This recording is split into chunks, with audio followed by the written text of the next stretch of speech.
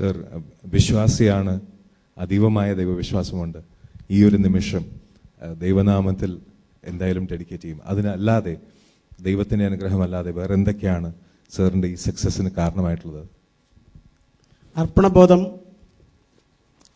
ചെയ്യുന്ന തൊഴിലിനോടുള്ള ആത്മാർത്ഥത, ഡെഡിക്കേഷൻ, ഇത്രയെല്ലാം ഉണ്ടെങ്കിൽ ഈ പ്രവാസ ലോകത്ത് ആർക്കും വിജയം വരിക്കുവാൻ സാധിക്കും എന്നുള്ളതിൻ്റെ ഉത്തമ ഉദാഹരണമാണ് എൻ്റെ ഈ അവാർഡ് വിന്. പിന്നെ ഇങ്ങനെയുള്ള ഒരു അവാർഡിലേക്ക് എന്നെ കൈപിടിച്ച് നടത്തിയ ശ്രീമാൻ ലിയാഖത്ത്, എഡ്യൂവിഷൻ ഓർഗനൈസേഴ്സ്, ഇവർക്കെല്ലാവർക്കും എന്നെ ഈ ഗണത്തിൽപ്പെടുത്തിയതിനുള്ള നന്ദിയും സ്നേഹവും അറിയിക്കുമ്പോൾ, നമ്മുടെ നാട്ടിൽ ബിസിനസ് സംരംഭം ആരംഭിക്കുന്നതിന് ഒരു പ്രവാസിയോ ഒരു വിദേശിയോ വിദേശ മലയാളിയോ ഒരു ബിസിനസ് സംരംഭം ആരംഭിച്ചാൽ എന്തുകൊണ്ട് ബഹുമാനപ്പെട്ട മിനിസ്റ്റർ കേരളത്തിൻ്റെ അതിര് കഴിഞ്ഞ് പുറത്തോട്ട് ചെന്നാൽ ഒരു പ്രശ്നവുമില്ല, എന്ത് ബിസിനസ്സും തുടങ്ങാം, എന്ത് സംരംഭവും തുടങ്ങാം, ജയിപ്പിക്കാം. എന്നാൽ അതിർത്തിക്ക് അകത്തോട്ട് വന്നു കഴിഞ്ഞാൽ എങ്ങനെയായി കഴിഞ്ഞാലും അത് കൊണ്ടുപോകാൻ സാധിക്കില്ല എന്നൊരു മനോഭാവം കേരളത്തിലെ പുതിയ തലമുറയ്ക്ക് അവരുടെ അവകാശങ്ങളെപ്പറ്റി അവർക്ക് എല്ലാവർക്കും നല്ല ബോധ്യമുണ്ട്. എന്നാൽ അവർക്ക് സമൂഹത്തോടുള്ള ഉത്തരവാദിത്വത്തെപ്പറ്റി നമ്മുടെ രാഷ്ട്രീയക്കാർ എന്തുകൊണ്ട് പഠിപ്പിക്കുന്നില്ല എന്നൊരു ചോദ്യം എപ്പോഴും എൻ്റെ മനസ്സിലുണ്ട്. അതുതന്നെയാണ് നമ്മുടെ സ്റ്റേറ്റിൻ്റെ വ്യാവസായികമായ മുന്നേറ്റത്തിനുള്ള ഏറ്റവും വലിയ തടസ്സം അതാവുന്നു എന്ന് ഞാൻ വിശ്വസിക്കുന്നു. ബഹുമാനപ്പെട്ട മന്ത്രിയും മന്ത്രിയുടെ ഗവൺമെൻറ്റും പൊതുവെ രാഷ്ട്രീയ സമൂഹവും ഈ രീതിയിലൊന്ന് ചിന്തിക്കുന്നത് വളരെ നന്നായിരിക്കുമെന്നുള്ള ഒരു ചിന്തയാണ് എനിക്കുള്ളത്. തീർച്ചയായിട്ടും ഇന്ന് ഇപ്പോൾ മന്ത്രി പറഞ്ഞതുപോലെ തന്നെ മാറ്റത്തിൻ്റെ ഒരു തുടക്കമാവട്ടെ ഈ ഗോൾഡൻ അച്ചീവ്മെന്റ് അവാർഡ്സ്. നിങ്ങൾക്ക് എല്ലാവർക്കും കേരളത്തിലേക്ക് ചെന്ന് ബിസിനസ് ചെയ്യാനുള്ള ഒരു എൻവയൺമെന്റ് തീർച്ചയായിട്ടും ഉണ്ടാവും എന്നുള്ളൊരു പ്രതീക്ഷ മനസ്സിലുണ്ടാകും. Thank you very much sir. ഒരിക്കൽ കൂടി എന്നെ ഇതിലേക്ക് അർഹനാക്കിയ എല്ലാവരെയും നന്ദിയോടെ സ്മരിച്ചുകൊണ്ട് ഞാൻ എൻ്റെ വാക്കുകൾ ഉപസംഹരിക്കട്ടെ. Muhammad Shameer, Tech Link, Dubai. UAE-യിലെ IT മേഖലയിലെ മലയാളി വിജയഗാഥ. വിവരസാങ്കേതികതയുടെ അനന്ത സാധ്യതകളെ ദീർഘവീക്ഷണത്തോടെ കണ്ട തൃശൂർ സ്വദേശിയായ മുഹമ്മദ് ഷമീർ ടെക് ലിങ്ക് എന്ന തന്റെ സ്ഥാപനത്തോടൊപ്പം ഉയർച്ചയുടെ പടവുകൾ കയറുകയാണ്. Shri Muhammad Shameer.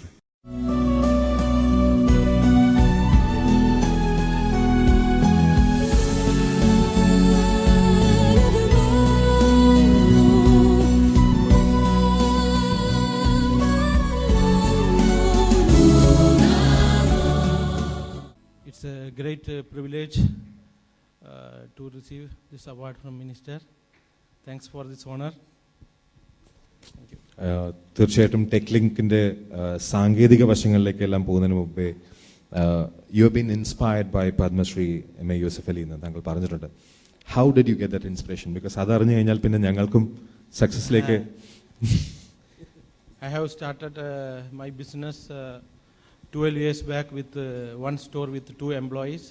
Now I have 20 outlets in GCC with 200 IT professionals. And I'm planning 3 more outlets in, this year, including in Cochin. So കേരളത്തിലേക്കുള്ള എൻട്രിക്ക് എല്ലാവിധ ഭാവുകങ്ങളും. Thank you. And success, let it follow you. Thank you very much.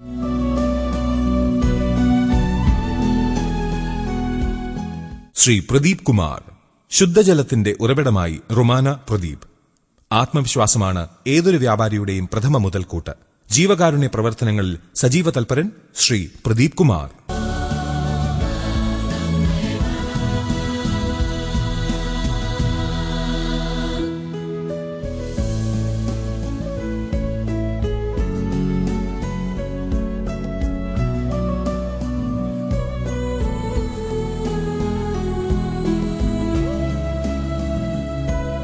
Thank you very much. On behalf, it's his daughter who has received the award.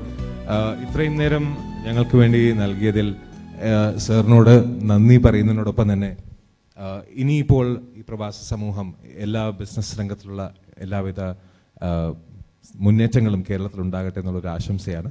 സാറിൻ്റെ 2 വാക്ക്. തീർച്ചയായും ഗൾഫിലെ മലയാളി സമൂഹത്തോട് വളരെയേറെ നന്ദി എന്നും കേരളത്തിനുണ്ട്.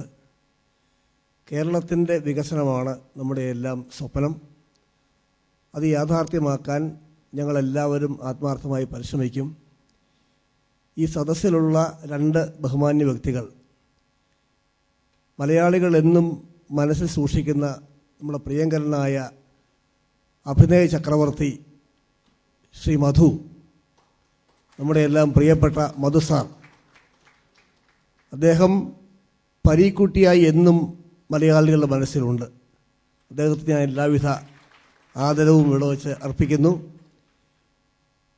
നിയമസഭയിലെ എൻ്റെ സഹപ്രവർത്തകൻ, ഉജ്ജ്വലനായ വാഗ്മിയും വളരെ ആത്മാർത്ഥതയുള്ള പൊതുപ്രവർത്തകനുമായ ശ്രീ KT ജലീൽ, അദ്ദേഹത്തിന് ഞാൻ എല്ലാവിധ വിജയങ്ങളും നേരുന്നു. ഞാൻ ഷാർജയിൽ മലയാളി സംഘടനകളുടെ യോഗം പങ്കെടുക്കാമെന്ന് നേരത്തെ സമ്മതിച്ചിരുന്നതാണ്. വളരെയേറെ വൈകിപ്പോയി, അല്ലെങ്കിൽ ഞാനിവിടെ കൂടുതൽ സമയം ഇരിക്കുമായിരുന്നു. നിങ്ങളോടെല്ലാം ക്ഷമ ചോദിച്ചുകൊണ്ട് ഞാനിവിടുന്ന് യാത്ര ചോദിക്കുകയാണ്. എല്ലാവർക്കും ആശംസകൾ. നന്ദി.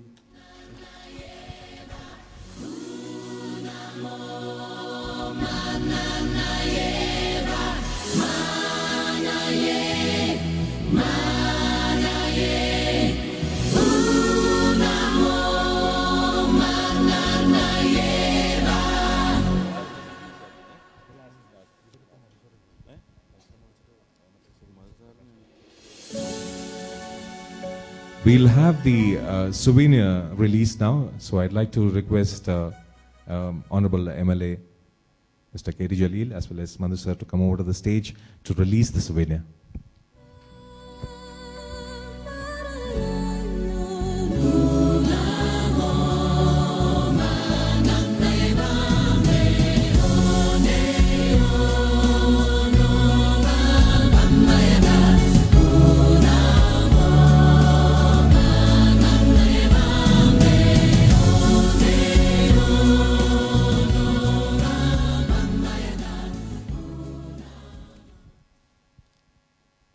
I request the souvenir to be handed over to Madhu sir from MLA KT Jaleel.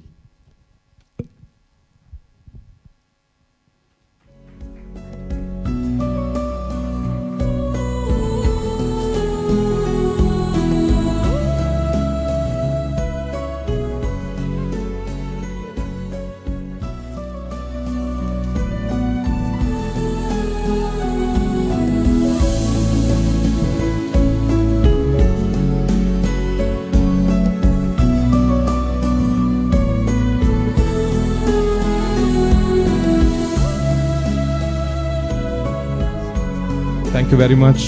മധു സാറിനോട് ഞാൻ ചോദിക്കുന്നതിനേക്കാളും ചോദിച്ചറിയുക എന്നുള്ളതാണ് എൻ്റെ ദൗത്യം. കാരണം ഒരു കാലത്ത് മലയാള സിനിമ എന്താണെന്ന് അറിയുന്നതിന് മുമ്പേ തന്നെ, ആ കാലഘട്ടത്തിൽ തന്നെ ഹിന്ദി സിനിമാ രംഗത്തിലും താങ്കളുണ്ടായിരുന്നു. കഴിഞ്ഞ ദിവസം ഞാൻ അല്പനേരം മുമ്പേ സംസാരിക്കുന്ന ആ സമയത്ത് സാത്ത് ഹിന്ദുസ്ഥാനി എന്ന സിനിമ കണ്ടിട്ടുള്ള ആൾക്കാർക്ക് അന്ന് ബച്ചൻ സാബ് അദ്ദേഹം സിനിമയിലേക്ക് വരുന്ന സമയത്ത് തന്നെ മധു സാർ സിനിമയിലുണ്ട്. അന്ന് ഒരു അവാർഡ് വിന്നിങ് ആക്ടറായിട്ട് അതിലൊരു ക്യാരക്ടർ പ്ലേ ചെയ്തിട്ടുണ്ട്. അതിലുമുപരി സിനിമാ രംഗം അഭ്യസ്ത വിദ്യർക്കുള്ളവരല്ല എന്നൊരു തോന്നൽ ഒരിക്കലും ഉണ്ടാവില്ല. കാരണം സാർ ഒരു ലെക്ചററായിരുന്നു, അതും ഹിന്ദിയിൽ. എസ്പെഷ്യലി അത്രത്തോളം പഠനത്തിന് ശേഷമാണ് സിനിമയിലേക്ക് എത്തിയത്. ആ നിമിഷം സിനിമയിലേക്ക് വരാനുള്ള ആഗ്രഹം അതെങ്ങനെയാണെന്ന് അറിയാൻ ഞങ്ങൾക്ക് ആഗ്രഹമുണ്ട്. സിനിമയിലേക്ക് വരാനുള്ള ആഗ്രഹം സിനിമയിൽ അഭിനയിക്കാൻ ക്ഷണിച്ചതിന് ശേഷം വന്ന് ഒരു നടനാകാനുള്ള ആഗ്രഹം നേരത്തെ ഉണ്ടായിരുന്നു. സ്കൂളിലും കോളേജിലൊക്കെ പഠിക്കുന്ന കാലത്ത് സ്കൂളിൻ്റെയും കോളേജിലൊക്കെ സ്റ്റേജുകളിൽ അഭിനയിക്കുമായിരുന്നു. ഞങ്ങളുടെ നാട്ടിലുള്ള ചെറിയ വായനശാലകളും ആർട്സ് സൊസൈറ്റീസ് അവിടെയൊക്കെ ചെയ്യുമായിരുന്നു. അപ്പോൾ ഈ അഭിനയം എന്ന് പറയുന്ന ഒരു കൊതിയായിരുന്നു മനസ്സിൽ. അങ്ങനെ MA പാസ്സായി ലെക്ചറായി പോകുമ്പോഴും അവിടെയും ഞാൻ ഈ സ്റ്റേജിൽ ഞാൻ ഒരു ആക്ടറായിട്ടും അതിൻ്റെ ഈ പ്രൊഡ്യൂസർ എന്ന് പറയുകയാണെങ്കിൽ പ്രൊഡ്യൂസറായിട്ടുമൊക്കെ വർക്ക് ചെയ്തിട്ടുണ്ട്. അപ്പോഴാണ് ആദ്യമായിട്ട് ഇന്ത്യയിൽ തന്നെ ഈ അഭിനയം പഠിപ്പിക്കുന്ന ഒരു ഇൻസ്റ്റിറ്റ്യൂട്ട് തുടങ്ങി, നാഷണൽ സ്കൂൾ ഓഫ് ഡ്രാമ. ഞാൻ എൻ്റെ ഫസ്റ്റ് ബാച്ചിലെ സ്റ്റുഡൻ്റ് ആയിരുന്നു. അവിടെ പോയി ഐ ഗോട്ട് എൻ ഇൻ്റർവ്യൂവിന് പോയി I got an admission with stipend. ഞാൻ ഈ ലെക്ചർഷിപ്പ് കളഞ്ഞിട്ട് അഭിനയം പഠിക്കാൻ പോയത്. അപ്പോൾ പഠിച്ചുകൊണ്ടിരിക്കുമ്പോൾ ഇവിടെ വന്നൊരു സിനിമാ നടനാകും എന്ന് അന്നങ്ങനെ ആഗ്രഹിക്കാൻ ഒക്കില്ല. കാരണം ഒരു വർഷത്തിൽ 4-5 പടങ്ങളൊക്കെ മലയാളത്തിലുണ്ടായിരുന്നുള്ളൂ. ഒരു ക്ഷണം കിട്ടിപ്പോയി. അങ്ങനെ നടനാവുക എന്നുള്ളതായിരുന്നു. സിനിമാ നടനാകണമെന്ന് പ്രത്യേകിച്ച് അങ്ങനെ ആഗ്രഹം തോന്നിയിരുന്നില്ല. ഈ അവസരം കിട്ടിയപ്പോൾ പോയതാണ്. സർ, ഒരു 2-3 തലമുറയല്ലാതെ അക്കാലത്തെ സിനിമ തൊട്ട് പല തലമുറകളും കണ്ടിട്ടുള്ളതാണ് സർ. ഇന്ന് മലയാള സിനിമയ്ക്ക് പ്രതിസന്ധി എന്നൊക്കെ പറയുന്നു, അതിലെന്തെങ്കിലും സത്യാവസ്ഥ തോന്നുന്നുണ്ടോ സാറിന്? ഇല്ല, പ്രതിസന്ധി എന്ന് പറഞ്ഞാൽ എല്ലാത്തിനും എല്ലാ കാലത്തും പ്രതിസന്ധി ഉണ്ടാവും. അതിന് പരിഹാരം കാണുകയും വീണ്ടും പ്രതിസന്ധി ഉണ്ടാവും. ജസ്റ്റ് ലൈക്ക് ഈ ഓളങ്ങളില്ലേ പൊങ്ങുകയും താഴുകയും ചെയ്യണമല്ലേ, അതൊരു സാധാരണ സംഭവമാണ്. അതിൽ വിഷമിച്ചിട്ട് കാര്യമൊന്നുമില്ല. ഇനിയും ഉണ്ടാവും ഇങ്ങനെ. സാറിൻ്റെ മെയിൻ സബ്ജക്റ്റ് അന്ന് ഹിന്ദി ലെക്ചറായിരുന്നു. സാറിന് മധുശാല എന്നുള്ള ആ കവിത വളരെയധികം ഇഷ്ടമായിരുന്നു എന്നും വായിക്കുണ്ടായി. അതിനകത്തും സാറിൻ്റെ പേരുണ്ട്. ആൻഡ് ഓൾസോ ഇത്രയും കാലം കഴിഞ്ഞ് ഇപ്പോൾ വരുന്ന ഒരു പുതിയ ജനറേഷൻ, അവർക്ക് ഇത് ടെക്നിക്കലായിട്ട് പഠിക്കണം എന്ന് ആഗ്രഹം തോന്നുന്നുണ്ട്. ഇടക്കാലത്ത് അങ്ങനെ ഇല്ലായിരുന്നു. സിനിമയിലേക്ക് വരാൻ എന്തായിരിക്കും ഒരു സാധാരണ യോഗ്യത? ഒരു ബിസിനസ്മാൻ ആണ് വരുന്നതെന്നുണ്ടെങ്കിൽ പ്രൊഡ്യൂസർ ആവുന്നത് എന്തൊക്കെ കാര്യം അറിഞ്ഞിട്ടായിരിക്കണം? പല ആൾക്കാരും അറിയാതെ സിനിമയിലേക്ക് വരുന്നുണ്ട്, വന്ന് പൈസ പോകുന്നുണ്ട്. അപ്പോൾ അവരെന്താണ് അറിഞ്ഞിരിക്കേണ്ടത്? ഇത്രയും എക്സ്പീരിയൻസ് ഉള്ള സാറിൽ നിന്നും ഇവർക്കറിയാൻ ആഗ്രഹമുണ്ട്. ഏത് രംഗത്തെ പോലെ ആ രംഗത്തെക്കുറിച്ച് ആദ്യം ദൂരെ നിന്ന് പഠിക്കുക, കാണുക. ആദ്യമായിട്ട് മനസ്സിൽ താല്പര്യം തോന്നുന്നു. കുറേയൊക്കെ അത് ബൈ ബർത്ത് ആണെന്ന് തോന്നുന്നു. ജന്മനാൽ കിട്ടുന്ന ഒരു ടേസ്റ്റ്, നമ്മൾ പറയുമല്ലോ വാസന എന്ന് പറയുന്ന ആ വാസന ഉണ്ടായിരിക്കുക. ഈ വാസനയുള്ളവർ ശരിക്കും വാസനയുള്ളവരാണെങ്കിൽ കുറേ കഴിയുമ്പോൾ അന്വേഷിക്കാൻ തുടങ്ങും. അന്വേഷിച്ച് തുടങ്ങുമ്പോൾ പഠിക്കാൻ ധാരാളം ഉണ്ടാകും. നാം അറിഞ്ഞും അറിയാതെയും തന്നെ കുറേ അധികം പഠിക്കും. ഒരു സ്റ്റെപ്പ് വരുമ്പോൾ അറിഞ്ഞ് തന്നെ പഠിക്കണം എന്ന് തോന്നും. ദാറ്റ് ദെയർ സ്റ്റാർട്ട്സ് യുവർ എന്ന് പറയുന്നത് going up. We'd like to really cherish this moment, because having you here and talking to you, getting to know from you is a learning process. ഇന്ന് ഇത്രയും വർഷത്തെ എക്സ്പീരിയൻസ് ആണ് എല്ലാവർക്കും ലഭിച്ചിട്ടുള്ളത്. അതിനോടൊപ്പം we'll move to the next award, which is an honor to be received from your hands for the next winner. Shri Thomas Thiruvalla. ആത്മവിശ്വാസവും ആത്മാർത്ഥതയും കൈമുതലായി ഉണ്ടെങ്കിൽ UAE-യിൽ പച്ചപിടിക്കാനാകും. ഇതിന് ശ്രീ തോമസ് തിരുവല്ലയുടെ വിജയം നമ്മുടെ മുന്നിൽ ഉത്തമ ഉദാഹരണമാണ്. അകത്തളങ്ങൾക്ക് അലങ്കാര ഭംഗി നൽകുക എന്നത് വെറും ജോലി എന്നതിലുമുപരിയായി കലാഹൃദയമുള്ള ഒരാൾക്ക് മാത്രം നിർവഹിക്കാനാവുന്ന ഒന്നാണ്. Shri Thomas Thiruvalla.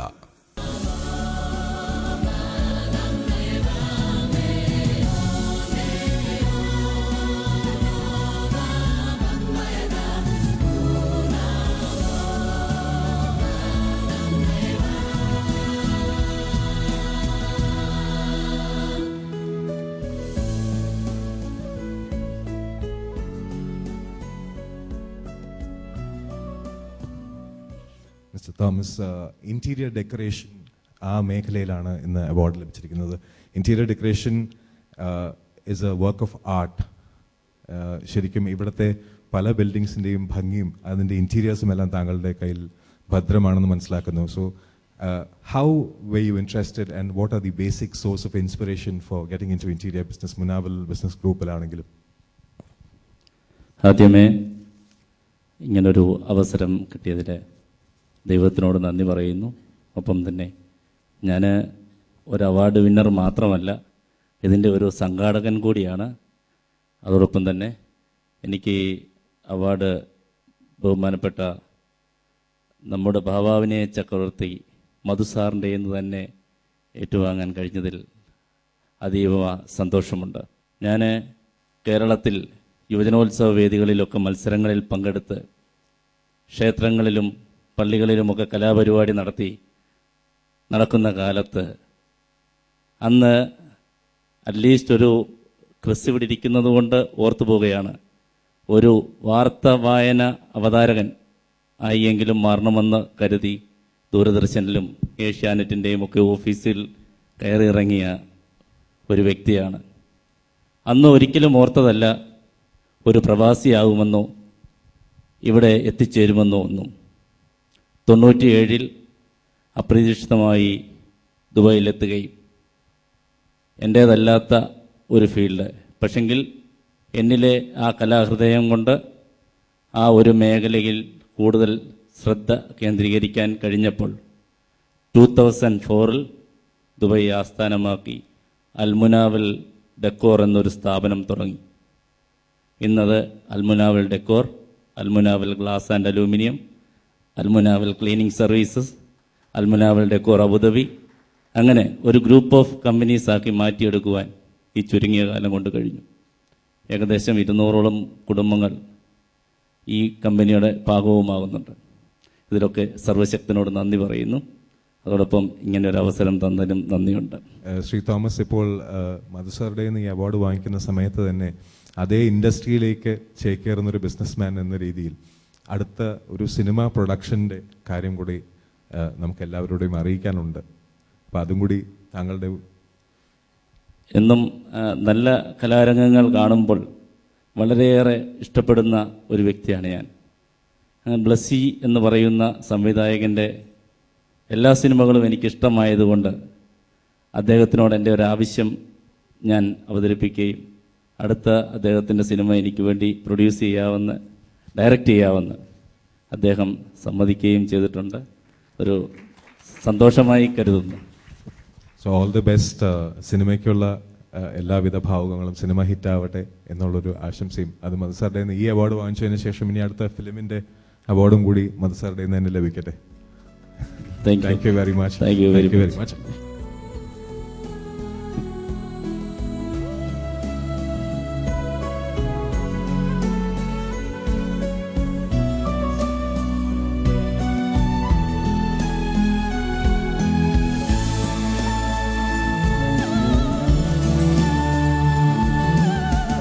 A big round of applause for the actor himself, the actor, director, producer, a man who had made a mark in Malayalam film industry for himself, carved a niche for himself actually.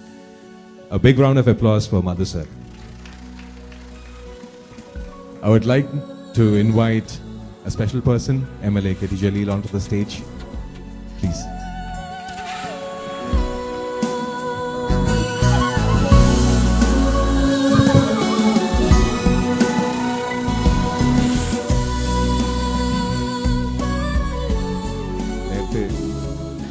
സംസാരിച്ചപ്പോൾ ഒരു കാര്യം മനസ്സിൽ ഓടിയെത്തി. കാരണം വിദ്യാഭ്യാസം എത്രത്തോളം പ്രധാനമാണെന്നുള്ളത് എല്ലാവർക്കും അറിയാം. പക്ഷേ രാഷ്ട്രീയത്തിൽ അവൻ 10ാം ക്ലാസ് പാസ്സാവുന്ന ലക്ഷണം കാണുന്നില്ല, അവൻ രാഷ്ട്രീയത്തിലേക്ക് പോട്ടെ എന്ന് പറയുന്നവരിൽ നിന്നും വളരെ വ്യത്യസ്തമായി we have an MLA who is A professor, who has A doctorate, who has been teaching in the doctoral side.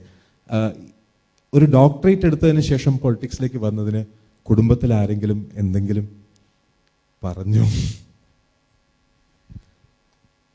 രാഷ്ട്രീയം മോശപ്പെട്ടൊരു ഏർപ്പാടല്ല. നാടിനും സമൂഹത്തിനും എന്തെങ്കിലും ചെയ്യണം എന്ന് ആത്മാർത്ഥമായി ആഗ്രഹിക്കുന്നവർക്ക് ഒരുപാട് ത്യാഗങ്ങൾ സഹിച്ച് തിരഞ്ഞെടുക്കാവുന്ന ഒരു മേഖലയാണ്. പഠിക്കുന്ന കാലത്ത് തന്നെ വിദ്യാർത്ഥി യുവജന സംഘടനാ രംഗത്ത് ഞാനുണ്ടായിരുന്നു. പഠിക്കുന്ന കാലത്ത് എൻ്റെ ഒരു ആഗ്രഹം ഞാൻ പഠിച്ച കോളേജിൽ ഒരധ്യാപകനായിട്ട് വരിക എന്നുള്ളതായിരുന്നു. ഞാൻ പഠിക്കുന്ന ആ സമയത്ത് പോസ്റ്റ് ഗ്രാജുവേഷൻ മാത്രം മതിയായിരുന്നു കോളേജ് അധ്യാപകനാകാൻ. പക്ഷെ ഞാൻ ഫൈനൽ ഇയർ MA പഠിക്കുമ്പോഴാണ് യൂണിവേഴ്സിറ്റി ആ നിയമം മാറ്റുന്നത്. University grants commission post graduation മാത്രം പോരാ, MPhil കൂടി വേണം എന്ന നിബന്ധന വെക്കുകയാണ്. അന്ന് MPhil യൂണിവേഴ്സിറ്റികളിൽ മാത്രമേ ഉള്ളൂ. വിദ്യാർത്ഥികൾക്ക് 4 സീറ്റാണ് യൂണിവേഴ്സിറ്റിയിൽ. ഞാൻ ആദ്യമായി മത്സര പരീക്ഷയിൽ പങ്കെടുത്തു. പഠിച്ച കോളേജിൽ ഒരു അധ്യാപകനാവുക എന്നുള്ള ഒരേ ഒരു ലക്ഷ്യമായിരുന്നു എൻ്റെ മുന്നിൽ. 4 വിദ്യാർത്ഥികൾക്ക് പ്രവേശനം കിട്ടുന്ന കാലിക്കറ്റ് യൂണിവേഴ്സിറ്റിയിൽ MPhilന് അങ്ങനെ ഒരു മത്സര പരീക്ഷ എഴുതി എനിക്കും പ്രവേശനം കിട്ടി. MPhil പൂർത്തിയാക്കി പഠിച്ച അതേ കോളേജിൽ അവസാന വർഷം കോളേജ് യൂണിയൻ്റെ ചെയർമാനായ അതേ സ്ഥാപനത്തിൽ കുട്ടികളെ പഠിപ്പിക്കാൻ ഒരു അധ്യാപകനായി വന്ന നിമിഷം എൻ്റെ ജീവിതത്തിലെ ഏറ്റവും അനർഘമായ ഒന്നായി ഞാൻ ഇന്നും കരുതുന്നു. എനിക്കതിലൂടെ മനസ്സിലായൊരു കാര്യമുണ്ട്. നമ്മളൊരു കാര്യം ഉദ്ദേശിച്ചാൽ, ലക്ഷ്യത്തിലെത്താൻ വേണ്ടി പ്രയത്നിച്ചാൽ അവിടെ എത്തിയിരിക്കും. എന്നെപ്പോലെ ഒരു സാധാരണ കുടുംബത്തിൽ ജനിച്ച ഒരാൾക്ക് വിചാരിച്ചിടത്തെത്താൻ കഴിഞ്ഞിട്ടുണ്ട് എങ്കിൽ എന്നെക്കാളും നല്ല സാഹചര്യങ്ങളിൽ ജീവിക്കുന്ന ഇപ്പോഴത്തെ തലമുറയിലെ എല്ലാ വിദ്യാർത്ഥികൾക്കും ഒരു ലക്ഷ്യസ്ഥാനം എന്താണെന്ന് കണ്ടെത്തി അവിടെ എത്താൻ പരിശ്രമിച്ചാലാകും എന്ന് തന്നെയാണ് ഞാൻ വിശ്വസിക്കുന്നത്. വിദ്യാഭ്യാസം രാഷ്ട്രീയത്തിൽ മാത്രമല്ല, എല്ലാ മേഖലയിലും പ്രവർത്തിക്കുന്നവർക്ക് അനിവാര്യമാണ്. പണ്ടുകാലത്ത് അതൊന്നും വേണ്ടിയിരുന്നില്ല. ബിസിനസ് രംഗത്ത് പ്രവർത്തിച്ചിരുന്ന ആളുകൾ മുൻപ് വിദ്യാഭ്യാസമൊന്നും അത്രക്കൊന്നും ഉണ്ടായിരുന്നില്ല. പക്ഷേ ഇന്നത് പോരാ, കാലങ്ങൾ മാറുകയാണ്. സാഹിത്യരംഗത്ത് അക്കാദമിക് എഡ്യൂക്കേഷൻ ഇല്ലാതെ തന്നെ നിരവധി ആളുകൾ ഉണ്ടായിട്ടുണ്ട്. പക്ഷേ ഇന്ന് അപൂർവമായിട്ട് അക്കാദമിക് വിദ്യാഭ്യാസമില്ലാത്ത ആളുകൾ സാഹിത്യരംഗത്തും ഉള്ളതായിട്ട് നമുക്ക് അറിയാൻ കഴിയുന്നുള്ളൂ. ഏത് മേഖലയിലും എന്ന പോലെ വിദ്യാഭ്യാസം രാഷ്ട്രീയ രംഗത്തും അനിവാര്യമാണ്. പ്രത്യേകിച്ച് നിയമനിർമ്മാണ മേഖല, ഗ്രാഹ്യമായ അറിവ് ജനപ്രതിനിധികൾക്ക് ആവശ്യമുള്ള ഒരു കാലത്താണ് നമ്മൾ ജീവിക്കുന്നത്. കൂടുതൽ ജനാധിപത്യം സുതാര്യമാവുകയാണ്. അറിവുള്ളവർക്ക് മാത്രം നിയമനിർമ്മാണം നടത്താൻ സാധിക്കുന്ന, പരസഹായം കൂടാതെ ഫയലുകൾ നോക്കാൻ, ഒരു ബില്ല് അവതരിപ്പിക്കാൻ, ഒരു ബില്ല് അവതരിപ്പിക്കുമ്പോൾ അതിലെ അമെൻമെൻറ്റ്സ് കൊണ്ടുവരാൻ, ഇതിനൊന്നും മറ്റൊരാളുടെ സഹായം തേടാതെ നമുക്ക് തന്നെ കഴിയുന്ന ഒരു സാഹചര്യം ഉണ്ടായാൽ നാട്ടിലെ ജനങ്ങളുടെ ഒരുപാട് പ്രശ്നങ്ങൾ അതിലൂടെ പരിഹരിക്കപ്പെടും എന്നാണ് ഞാൻ കരുതുന്നത്. രാഷ്ട്രീയത്തിലേക്ക് വന്നതിൽ അമർഷം ഭാര്യ ഇടയ്ക്ക് രേഖപ്പെടുത്താറുണ്ട്. പക്ഷേ ഞാനൊരു കോളേജ് അധ്യാപകൻ എന്നുള്ള നിലയിൽ ഇപ്പോൾ പ്രവർത്തിക്കുകയാണെങ്കിൽ ഒരു 84,000-85,000 രൂപ മാസം പുതിയ UGCയുടെ നോംസ് അനുസരിച്ച് സാലറി ഡ്രോ ചെയ്യാൻ കഴിയുമായിരുന്നു. ഇപ്പോൾ പുതിയ MLA-മാർക്ക് സാലറിയിൽ വർധനവുണ്ടായി. ഈ വർധനവെല്ലാം കൂട്ടിയാൽ തന്നെ മാസം ഒരു 30,000 രൂപയാണ് കിട്ടുക. അപ്പോൾ വലിയ സാമ്പത്തിക ലോസാണ് ഈ രംഗത്ത് നിൽക്കുന്നത് കൊണ്ട്. പക്ഷേ ആ ലോസ് നമുക്ക് ഒരു ലോസ് അല്ല എന്ന് തോന്നുക നാട്ടിലെ സാധാരണക്കാർക്കും പാവപ്പെട്ടവർക്കും ഒരുപാട് മനുഷ്യർക്ക് സർക്കാരിൻ്റെ സഹായങ്ങളും സർക്കാർ സംവിധാനം കൊണ്ടുള്ള പ്രയോജനവും ഉണ്ടാക്കി കൊടുക്കുമ്പോഴും നമ്മളെ തെരഞ്ഞെടുത്ത ജനങ്ങളോട് നീതി പുലർത്തി ആ മേഖലയിൽ വികസന പ്രവർത്തനങ്ങൾ കൊണ്ടുവരികയും ചെയ്യുമ്പോഴാണ്. അപ്പോൾ 30,000-ത്തിനപ്പുറം നമുക്ക് കിട്ടുന്ന സാലറി, ആ സാമ്പത്തികമായിട്ടുള്ള ബെനിഫിറ്റും ജനങ്ങൾക്ക് നമുക്ക് ചെയ്തു കൊടുക്കാൻ കഴിയുന്ന കാര്യങ്ങളും രണ്ട് തട്ടുകളിലായി തൂക്കി നോക്കിയാൽ തീർച്ചയായും നാടിനും ജനങ്ങൾക്കും വേണ്ടി ചെയ്തു കൊടുക്കാൻ കഴിയുന്നതാണ് നമ്മളുടെ നഷ്ടത്തെക്കാൾ എത്രയോ അപ്പുറത്തുള്ളത് എന്ന് എനിക്ക് മനസ്സിലാകുന്നു. മനസ്സുകൊണ്ട് ആ ഒരു ചിന്താഗതിയെ അനുമോദിക്കല്ല, അതിനെ ഉൾക്കൊണ്ട് ഇനി ഭാവിയിൽ ഞങ്ങളിൽ ആർക്കെങ്കിലും, എനിക്ക് പോലും ചെയ്യാൻ സാധിച്ചെങ്കിൽ എന്ന് പോലും ആഗ്രഹിക്കുകയാണ്. അതിന് എന്തായാലും വഴിയുണ്ടാകട്ടെ. അതിനോടൊപ്പം സാറിനോട് ചോദിക്കേണ്ട ഒരു ചോദ്യം, will come back to that question. 1921 നടന്ന മാപ്പിള ലഹളയെക്കുറിച്ചും അതിലെ ചില കാര്യങ്ങളുമാണ് താങ്കളുടെ ഡോക്ടറൽ തീസിസ്. അതിനെക്കുറിച്ച് നമുക്ക് സംസാരിക്കാം. But let's move to the next award and come back to it. Shri Anil Mampallil അതിഥി ദേവോ ഭവ. റെസ്റ്റോറന്റുകളിൽ നിന്നും സ്ഥിരമായി ആഹാരം കഴിച്ചാൽ ആരോഗ്യം തകരാറിലാകും എന്ന പൊതുധാരണയ്ക്ക് മറുപടി നൽകുന്നു Shri Anil Mampally Joseph.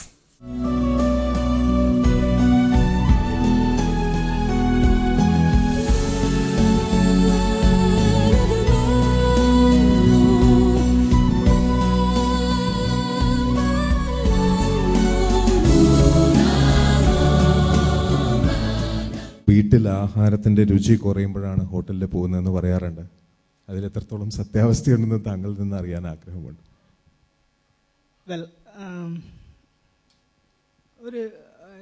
For me Chanakya restaurant is A concept selling company. ഞാൻ ഈ റെസ്റ്റോറൻറ്റ് തുടങ്ങുന്നതിന് മുമ്പ് ഒത്തിരി പേരെടുത്ത് ചോദിച്ചു വാട്ട്സ് എ ഗുഡ് ഫുഡ് എന്ന് ചോദിച്ചു. അപ്പം പല ആൾക്കാരും പറഞ്ഞു whatever is tasty is good. I stand totally against it. Whatever is healthy is good. ഞാൻ റെസ്റ്റോറൻറ്റ് തുടങ്ങിയ ജനങ്ങളിൽ ഒരു ബോധവൽക്കരണം നടത്താൻ വേണ്ടിയാണ്. When you sit in front of food you should know what you are eating. Is it going to take you to hospital or is going to give you good health? ഈ ഒരു ചിന്തയെങ്കിലും ജനങ്ങളിലേക്ക് എത്താൻ വേണ്ടിയാണ് ഞാൻ ഈ ചാണക്യ റെസ്റ്റോറൻറ്റ് തുടങ്ങിയത്. എന്തായാലും restaurant മാത്രമല്ല, ഇപ്പോൾ ന്യൂ ചിപ്സ് കമ്പ്യൂട്ടേഴ്സ്, ഹോങ്കോങ്ങിലുള്ള ട്രിനിറ്റി കമ്മ്യൂണിക്കേഷൻസ്, കാസർഗോഡിലുള്ള ഗോൾഡൻ ഫ്യൂവൽ, ഇതെല്ലാം താങ്കളുടെ മേൽനോട്ടത്തിൽ നടക്കുന്നുവെന്നറിയുന്നു. a multifaceted business personality receiving an award from a learned MLA. We'd like to get your moments of happiness also, please. Moments of happiness. I spend a lot of time. Of late, what I understand is I spend a lot of time with my children. I'm blessed with 4 children. By doing, as you mentioned, I run 7 business. I run all this business sitting at home. What I feel is giving time to children is the most important as a father. Thank you very much and congrats on winning this Thank award. you very much. Thank you.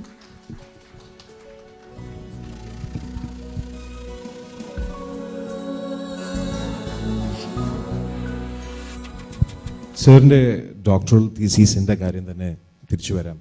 1921 മാപ്പിളലഹളയെക്കുറിച്ച് ചിന്തിക്കുന്ന ആൾക്കാർ maximum ഇന്ന് ആൾക്കാർ ചിന്തിക്കുന്നത് 1947 ഇന്ത്യക്ക് സ്വാതന്ത്ര്യം ലഭിച്ചു. അതുപോലും ഇപ്പോൾ ചിലർക്ക് കൺഫ്യൂഷനാണ്. ഇൻഡിപെൻഡൻസ് ഡേ ആണോ റിപ്പബ്ലിക് ഡേ ആണോ സ്വാതന്ത്ര്യം ലഭിച്ചതെന്ന് പോലും അങ്ങനെ കൺഫ്യൂഷൻ വരുന്ന കാലഘട്ടത്തിൽ your work specially on specific period, അതിനെക്കുറിച്ച് ആ ഒരു ടോപ്പിക്ക് ചൂസ് ചെയ്യാനുള്ള സാഹചര്യത്തിനെക്കുറിച്ചും ഞങ്ങൾക്ക് അറിയാൻ ആഗ്രഹമുണ്ട്. എൻ്റെ വല്യുപ്പ, ഫാദറിൻ്റെ ഫാദർ 1921 മലബാർ കലാപവുമായി ബന്ധപ്പെട്ട് അന്ന് പോലീസ് സ്റ്റേഷൻ ആക്രമിച്ച കേസിൽ പിടിക്കപ്പെട്ട് ഒരുപാട് വർഷം ബെല്ലാരി ജയിലിലായിരുന്നു. 21 കലാപത്തെ സംബന്ധിച്ച്, ആ സമരത്തെ സംബന്ധിച്ച് പഠിക്കണം എന്ന് അങ്ങനെയാണ് എനിക്കൊരു തോന്നലുണ്ടാകുന്നത്. എംഫില്ലിൻ്റെ ഡിസർട്ടേഷനും അതുമായി ബന്ധപ്പെട്ടായിരുന്നു ഞാൻ എടുത്തിരുന്നത്. PhDക്കും ടോപ്പിക്കായി role of leadership in the Malabar rebellion of 1921 എന്നുള്ളത് തിരഞ്ഞെടുത്തു. മലബാറിൽ സ്വാതന്ത്ര്യ സമരത്തെ ഉദ്ദീപിപ്പിച്ചതിൽ ആ സമരം വഹിച്ച പങ്ക് വളരെ വലുതാണ്. ആ സമരത്തിൻ്റെ നേതൃത്വത്തിലുണ്ടായിരുന്ന ആളുകൾ അവരൊക്കെ ഇന്ത്യൻ നാഷണൽ കോൺഗ്രസിൻ്റെ പ്രവർത്തകരും അതിനോട് ആഭിമുഖ്യം പുലർത്തി കഴിഞ്ഞിരുന്നവരുമായിരുന്നു. 21 കലാപത്തിൻ്റെ നേതാവായിരുന്നു ആലി മുസ്ലിയാർ. 1921 എന്ന സിനിമ ചെയ്തപ്പോൾ ആ വേഷം അഭിനയിച്ചത് മധുസാറാണ്. വളരെ മനോഹരമായി ആ വേഷം അദ്ദേഹം ചെയ്തിട്ടുണ്ട്. ജീവിതാവസാനം വരെ ഖദർ വസ്ത്രം മാത്രം ധരിച്ച ശുദ്ധനായ 100% ദേശീയവാദിയായിരുന്നു ആലി മുസ്ലിയാർ. 1906 സർവേന്ത്യ മുസ്ലിം ലീഗ് രൂപീകരിച്ചിരുന്നു ഇന്ത്യയിൽ. പക്ഷേ 1921 മലബാറിൽ, പ്രത്യേകിച്ച് മുസ്ലിങ്ങൾ ഏറ്റവും കൂടുതൽ താമസിക്കുന്ന ഒരു മേഖലയിൽ സർവേന്ത്യ മുസ്ലിം ലീഗിന് ഒരു ഘടകം പോലും ഉണ്ടായിരുന്നില്ല. Ali Musliyar, Variyamkunnath Kunjahammed Haji, another prominent leader, അദ്ദേഹം കോൺഗ്രസിൻ്റെ, അന്നത്തെ കോൺഗ്രസിൻ്റെ ദേശീയ പ്രസ്ഥാനത്തിൻ്റെ ഒരു മെമ്പർഷിപ്പ് വിതരണം ചെയ്യുന്നതിന് ക്യാമ്പയിന് 8 കിലോമീറ്റർ നടന്നുപോയി ആ മെമ്പർഷിപ്പ് തൻ്റെ ഒരു സുഹൃത്തിന് നൽകിയത് ചരിത്രത്തിൽ നിന്ന് നമുക്ക് വായിച്ചെടുക്കാൻ വേണ്ടി കഴിയും. ഇങ്ങനെ ദേശീയ പ്രസ്ഥാനത്തിൻ്റെ കൂടെ നിന്ന് സമരത്തിലേക്ക് വന്ന് മഹാത്മാഗാന്ധിയാണ് ഖിലാഫത്ത് പ്രസ്ഥാനത്തെ ഇന്ത്യയുടെ ദേശീയ സമരവുമായി ബന്ധപ്പെടുത്താൻ വേണ്ടി തീരുമാനിച്ചത്. കോൺഗ്രസ് അത് ഏറ്റെടുത്തു. അതിൻ്റെ ഫലമായിട്ടാണ് മലബാറിൽ അങ്ങനെ ഒരു സമരം അരങ്ങേറിയത്. MP നാരായണ മേനോനും മോഴിക്കുന്നത്ത് ബ്രഹ്മദത്തൻ നമ്പൂതിരിപ്പാടുമൊക്കെ നിരക്ഷരരായിരുന്ന മാപ്പിളമാർക്ക് സമരത്തിൽ നേതൃത്വം നൽകാൻ വേണ്ടി മുന്നോട്ട് വരികയുണ്ടായി. സമരത്തിൻ്റെ ചില ഘട്ടങ്ങളിൽ ചില വ്യതിയാനങ്ങൾ സംഭവിച്ചു. ലോകത്ത് നടന്ന എല്ലാ വിപ്ലവങ്ങളിലും എല്ലാ സമരങ്ങളിലും ഇത്തരത്തിലുള്ള വ്യതിയാനങ്ങൾ നമുക്ക് കാണാൻ വേണ്ടി കഴിയും. 1789 ഫ്രഞ്ച് വിപ്ലവമാണ് ലോക ചരിത്രത്തെ മാറ്റിമറിച്ച മഹത്തായിട്ടുള്ളൊരു വിപ്ലവം.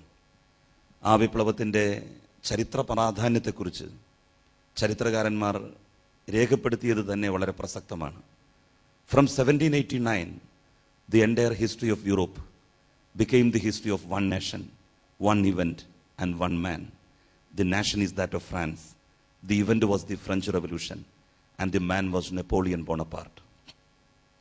1789 ശേഷം യൂറോപ്പിൻ്റെ ചരിത്രം തന്നെ ഒരു രാജ്യത്തിൻ്റെ ചരിത്രമായി, ഒരു സംഭവത്തിൻ്റെ ചരിത്രമായി, ഒരു വ്യക്തിയുടെ ചരിത്രമായി. രാജ്യം ഫ്രാൻസായിരുന്നു, സംഭവം ഫ്രഞ്ച് വിപ്ലവമായിരുന്നു, വ്യക്തി നെപ്പോളിയൻ ബോണപ്പാർട്ടായിരുന്നു. ആ വിപ്ലവത്തിലും വിപ്ലവത്തിൻ്റെ സ്പിരിറ്റിനെതിരായി, വിപ്ലവ നേതാക്കന്മാർ ഉയർത്തിപ്പിടിച്ച ആശയങ്ങൾക്കെതിരായി ചില അനിഷ്ട സംഭവങ്ങൾ ഉണ്ടായിട്ടുണ്ട്. ജിറോണ്ടിസ്റ്റുകളും ജാക്കോബൈറ്റ്സും തമ്മിൽ, എക്സ്ട്രീമിസ്റ്റുകളും മോഡറേറ്റ്സും തമ്മിൽ രൂക്ഷമായ കലാപമാണ് ഉണ്ടായത്.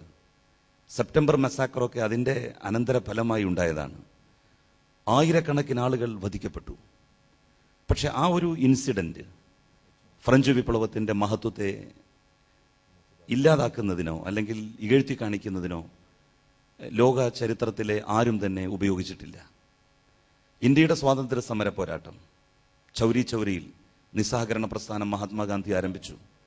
ആ സമരത്തിൻ്റെ സ്പിരിറ്റിനെതിരായിട്ടാണ് പോലീസ് സ്റ്റേഷൻ ആക്രമിച്ച് പോലീസുകാരെ തീയിട്ട് കൊന്നത്. It was against the spirit of the revolution, against the spirit of the concept of Mahatma Gandhi. പക്ഷേ എന്ന് കരുതി നമുക്ക് ഗാന്ധിയുടെ ആ സമരത്തെ തള്ളിപ്പറയാൻ കഴിയില്ല. അതിന് സമാനമാവണം